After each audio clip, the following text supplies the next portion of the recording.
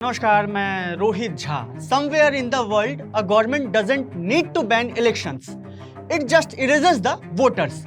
इन हिंदी, दुनिया में कहीं कहीं सरकार को चुनाव बंद करने की जरूरत नहीं पड़ती, वो बस मतदाताओं को ही मिटा देती है।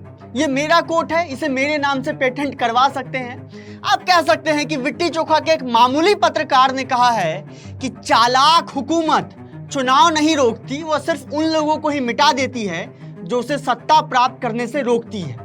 साल था 2000, अमेरिका में राष्ट्रपति चुनाव था। एक तरफ रिपब्लिकन पार्टी से खड़े थे जॉर्ज बुश और दूसरी तरफ थे डेमोक्रेट से अल गोर।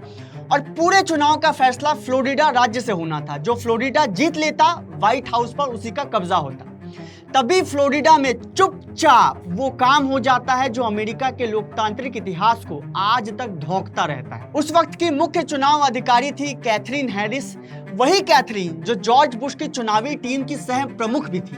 कैथरीन हैरिस ने एक निजी कंपनी को नियुक्त कर उसे $4 मिलियन का ठेका दिया, जिसका काम था मतदाता सूची से दोषी अपराधियों के नाम हटाना, क्योंकि अमेरिका में एक कानून है जिसके तहत दोषी अपराधी वोट नहीं दे सकते। इसी नियम का हवाला देते हुए करीबन 57,000 लोगों के नाम वोटर लिस्ट से हटा दिए गए। कमाल की बात है।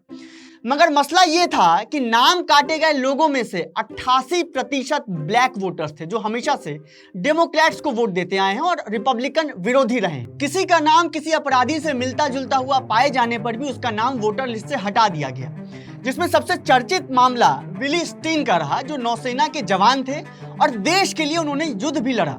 लेकिन मतदान केंद्र पहुंचते ही उन्हें वोट देने से यह कहकर रोक दिया गया कि वो दोषी अपराधी हैं और वोट नहीं दे सकते, जिस पर विली स्टीन का कहना था कि वो दोषी अपराधी कैसे हो सकते हैं, उन्हें तो कभी गिरफ्तार भी नहीं किया गया और वो सैन्य सेवाएं दे चुके हैं। नतीजा था कि सिर्फ 537 वोटों के अंतर से जॉर्ज बुश चुनाव जीत गए। 20 साल बाद मानव अधिकार आयोग ने जांच की और पाया कि ये सीधे सीधे चुनावों की धांधली थी। नोट करते हुए चलिएगा। लेकिन तब तक जॉर्ज बुश व्हाइट हाउस की कुर्सी पर बैठकर सत्ता भोग चुके थे।